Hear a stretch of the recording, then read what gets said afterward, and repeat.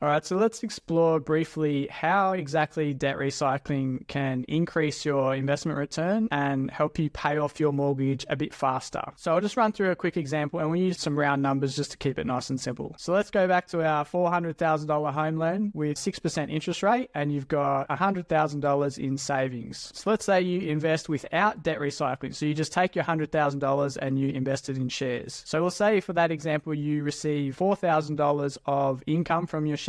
And let's just say tax takes something like 50%. So you're left with like $2,000 of income from that investment. Now let's say you debt recycle. How does that look any different? So you split your home loan into two portions, as I mentioned a little bit earlier. So you got a $300,000 loan and a $100,000 loan. So you pay down the $100,000 loan, which is currently not deductible, obviously. Then you redraw that money and you invest it in shares the same as you did before. So you receive the same $4,000 worth of income, but now you can actually claim $6,000 of interest as a tax deduction against that income. So for tax purposes, you actually have a loss of $2,000. And so you end up getting a refund of roughly $1,000, assuming that your tax rate is something like 50%. So with both options, so it might sound like you're worse off because there's a cash flow loss or a tax loss here, but you're actually not, because with both examples, you have $400,000 of debt. You've paid exactly the same amount of interest for the year, and you've also invested $100,000 of savings. But by debt recycling, you're actually $3,000 better off because of the difference in tax outcomes from the two scenarios. So you didn't pay any tax on your dividends, unlike you did with the first example, and instead you actually got a small refund. And obviously it's worth noting here that the higher or lower your interest rate is and your tax rate is, this will change the tax outcome. It will change the dynamic of those numbers. So generally, if you're on a higher tax rate or your interest rate is higher, there'll be more savings, and with a lower interest rate and a lower tax rate, there'll be less saving. But hopefully you can see how in that example, you're $3,000 better off on that $100,000. And that actually means that your return from your investment has been 3% higher for that year, which is actually a massive increase to your return. Because generally, you know, if you say that shares are going to return something like 10%, that's like a 30% increase. That's quite huge. And so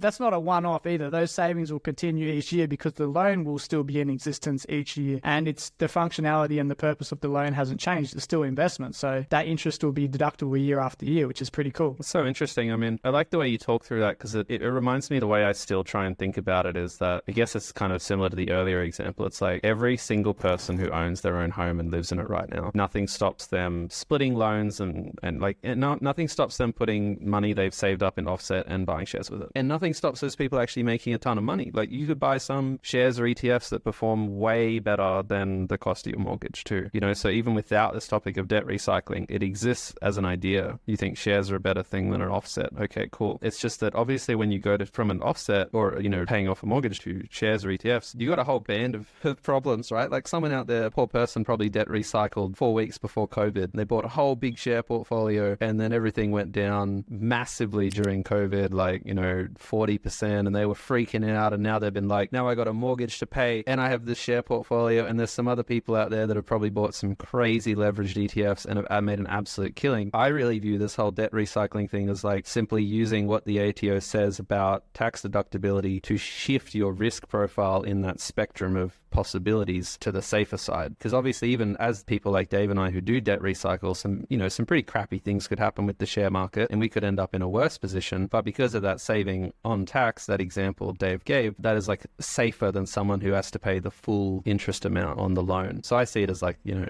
it's a way to just add safety to, you know, your love and hopes for the share market, you know, as opposed to a home loan.